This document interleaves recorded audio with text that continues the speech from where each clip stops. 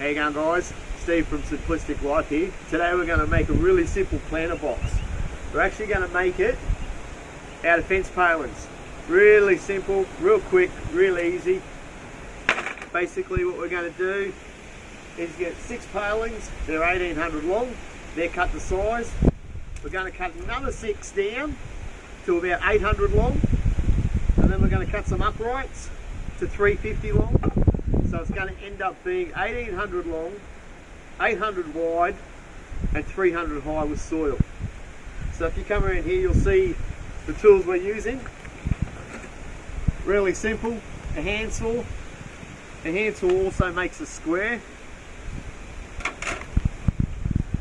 Gives you a nice, easy, straight line to work off. So I know these are 350 long.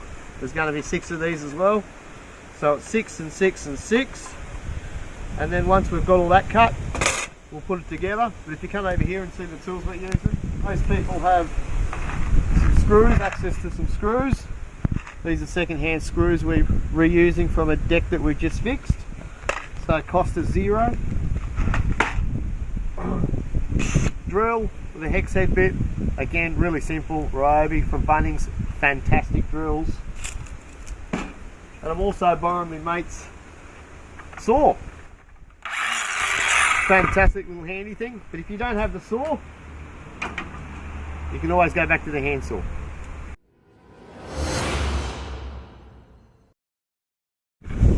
As you can see, I've got my safety glasses on, the safety thongs on. We're going to cut these pieces of timber to size.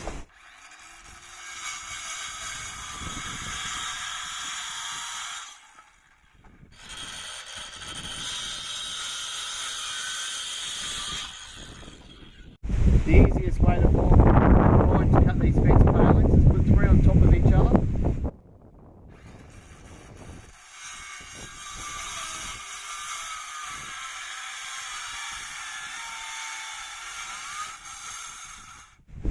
Making sure you lined up the ends on the other side so they'll all be the same size.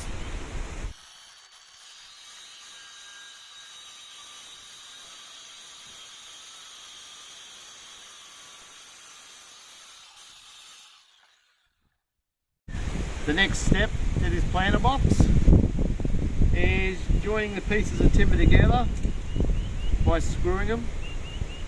What I do, I like to be flush with the ends, flush with the bottom.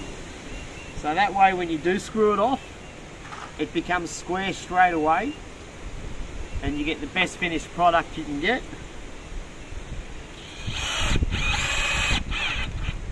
Matter of screwing, lining it up nicely, screwing. Then the next one, again line it up, put 2 screws in it,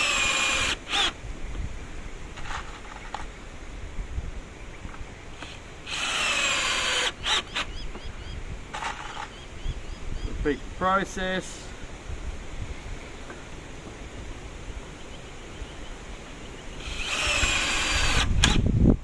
Screws in it.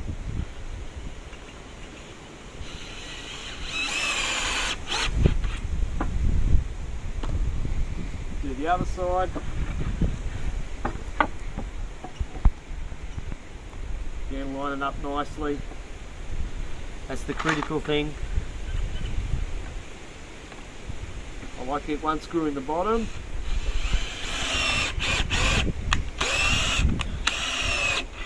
Sometimes it helps if you go back and forth with the drill. That way the screws go right in.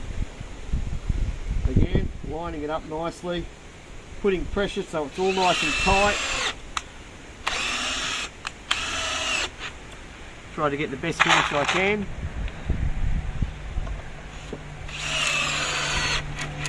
Screw these up.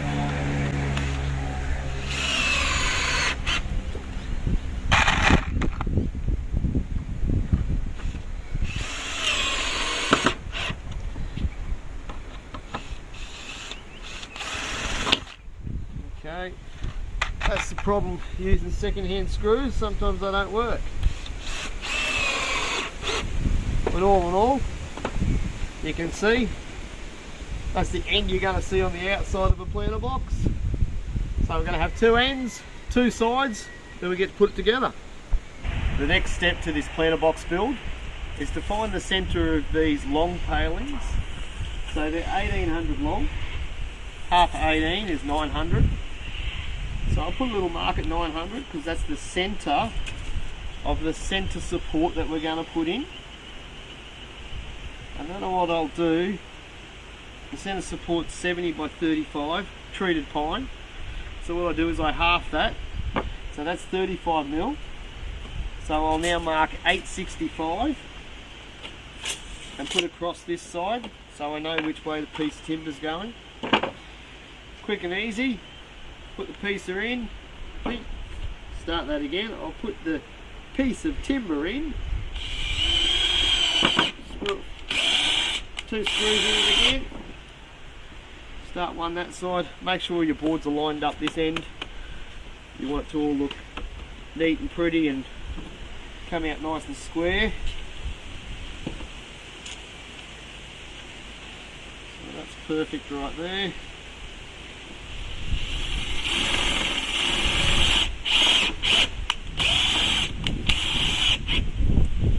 Screw them in, two in each.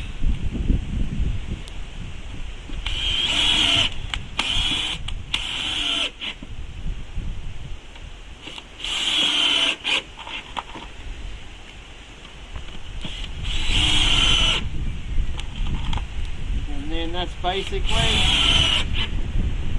one side done. Stands up like that. You're going to see it from the outside like that. So there's one side done, one side to go. Alright, about to screw these sides together. Again, everything I do, quick and easy. Line them up. Line the top with the top. I like to do the top first because that way it all looks nice and level.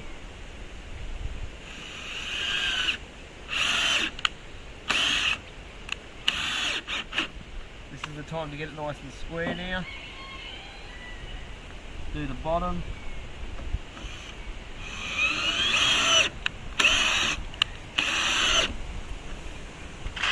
Pump all the screws into it. Two in each again. It's a matter of repeating the process. Because these planter boxes, garden beds, are made out of treated pine, you obviously don't want to poison yourself.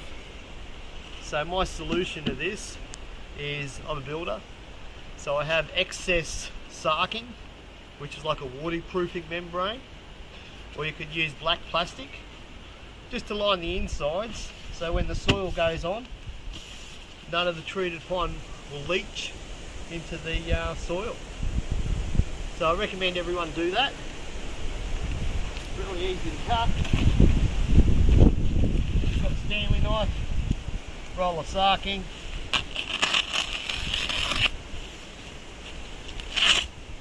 Done.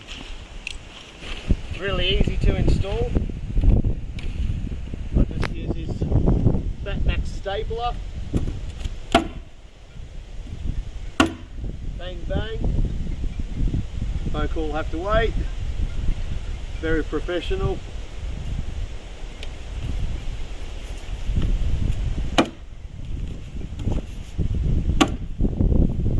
Like basically keep it flush at the top.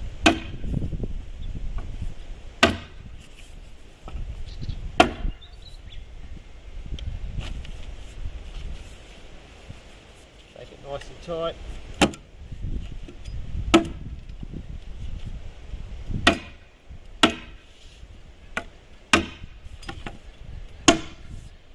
And that will keep your vegetables free of contamination. Alright, waterproofing membrane has been put on. What I like about this design, it's quick and easy. Lift it up like that, really easy to move. Anyone can do it. Before I put it into place, if you were going to Bunnings and you had to buy the materials brand new, it cost you about $25 worth of materials. As you know, I'm a hoarder, so I have all the materials on hand. But if you're going to be smart about it, you're going to Gumtree and look for some second-hand timber. And through Gumtree, you can get the cost down to about $10. I figured if I had to sell these, I'd get easy $50 each for them.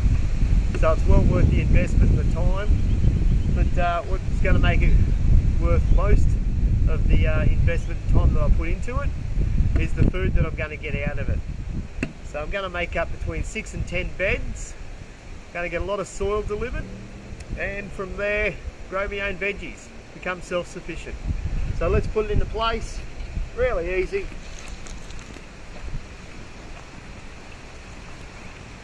Just show the one that I've done already, Carl.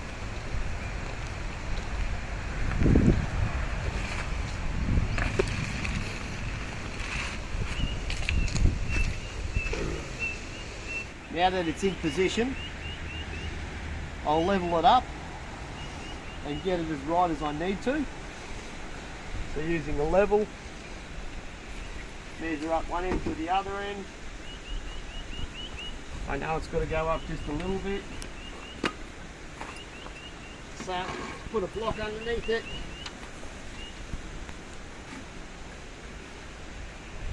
That looks reasonably good. That looks reasonably good. You don't have to spend too much time on it. It is a garden bed. So as you can see, I've put in some boxes. I had some old perlite and vermiculite from the hydroponics I used to do. Just want to get rid of it. So that will add aeration. So I'm going to spread that around. I'll also add some dry leaves. They'll all break down in the soil anyway. So I'm going to get another couple more buckets of that. And then I got this beautiful potting mix. So that should grow the veggies really nicely. I've put a bit of blood and bone in that already. I'll also get some chicken shit from my chickens. I only use the dry stuff, do not use the wet stuff. On that, a little bit of hay on top of it, and we'll have a garden bed ready for production. I also use this husk of coffee beans as mulch.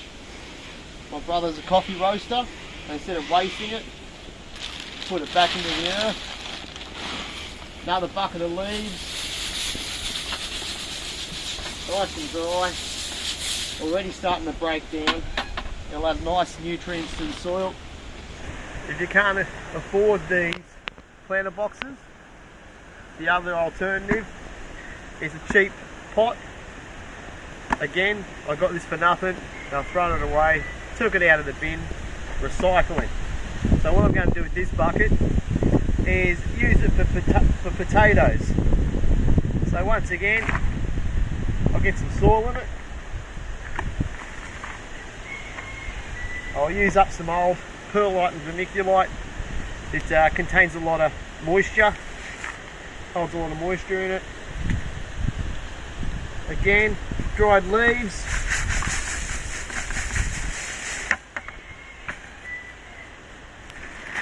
Also some of the husk off the coffee beans. All nice and fluffy in there. Get a bit more soil in it.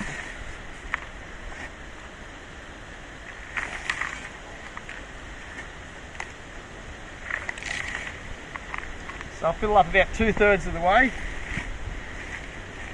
Using some old potatoes.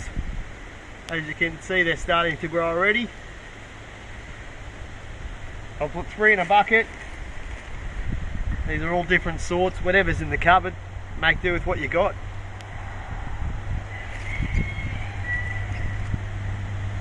The 3 potatoes in there.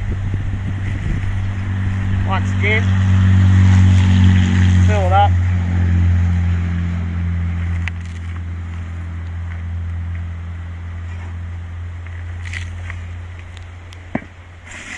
few leaves on top. Break these ones down. I'll also get some sugarcane mulch.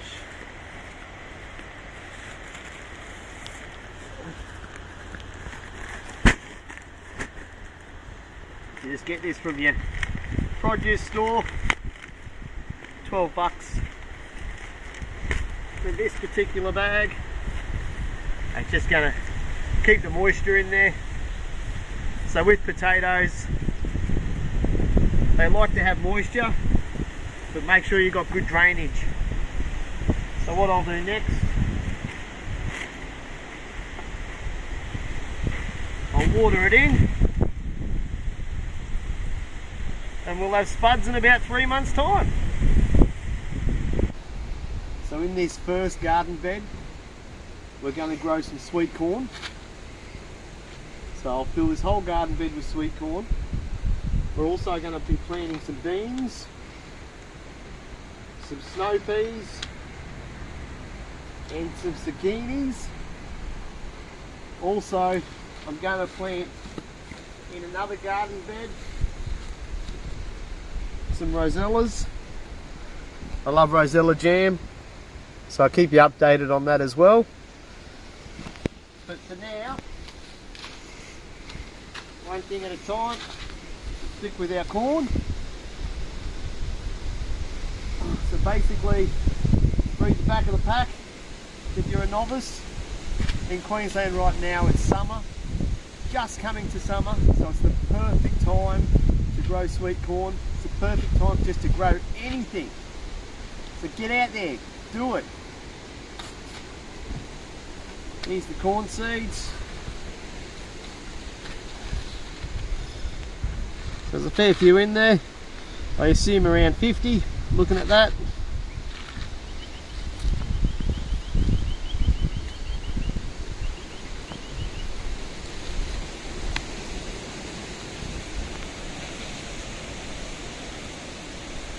So I just made 3 rows. What I'll do, I'll just put some in the rows. I'll thin them out if need be later.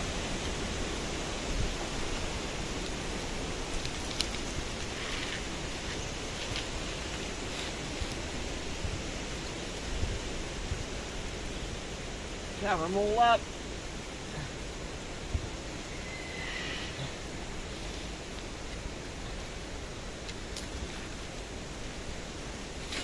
Simple as that. But once again, get some sugarcane mulch. Now I'm only going to spread this lightly on it so they have a chance of popping up really easy. And then once they get bigger, then I'll mulch it with more mulch. But I definitely want them to poke their heads out. And that way I know they're growing. Final thing, always water whatever you plant, always water in. So again, 3 months time we'll have some beautiful corn. Rosella plants are planted, just watering them in now. I got these from Bunnings. I couldn't find seeds anywhere, but this is even better than seeds because they're already popped up. So this is Steve from Simplistic Life. Give us a thumbs up, subscribe, catch you on the next one.